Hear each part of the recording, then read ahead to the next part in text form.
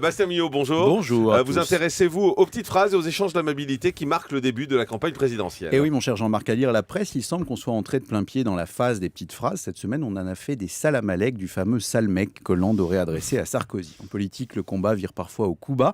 Il faut savoir que ça fait partie du folklore, même si ce chapitre, certains disent qu'il faut le clore. Pour beaucoup de journalistes, le off the record n'est plus. Les politiques savent aussi en profiter, puisqu'il suffit d'une attaque en dessous de la ceinture pour l'avoir tournée en boucle. À gauche comme à droite, ils sont tous capables de s'y mettre pour amener l'adversaire dans ces 6 mètres, à croire qu'ils ont mis à leur sauce le fameux slogan d'Obama « Yes, we can, y vaut ». De toute façon, même quand les candidats ont une équipe de francs-tireurs pour semer la terreur, ils peuvent commettre eux-mêmes des erreurs. C'est bien connu, Julie, les snipers n'évitent pas le danger. Quand on est au premier plan, il faut tenir sa langue, car il est rare que les gens raffolent des attaques en rafale.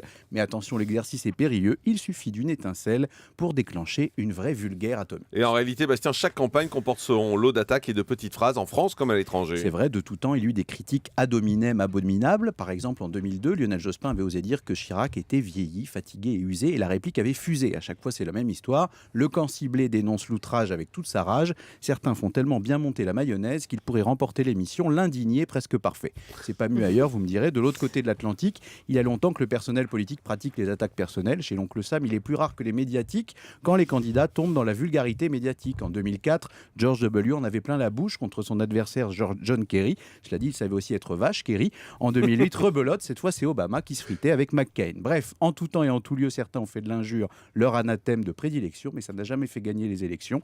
Les électeurs leur préfèrent la plupart du temps ceux qui savent faire retomber la pression et font bonne impression. Dans les urnes, mieux vaut être fair-play pour faire le plein. Merci beaucoup, Bastien Millot.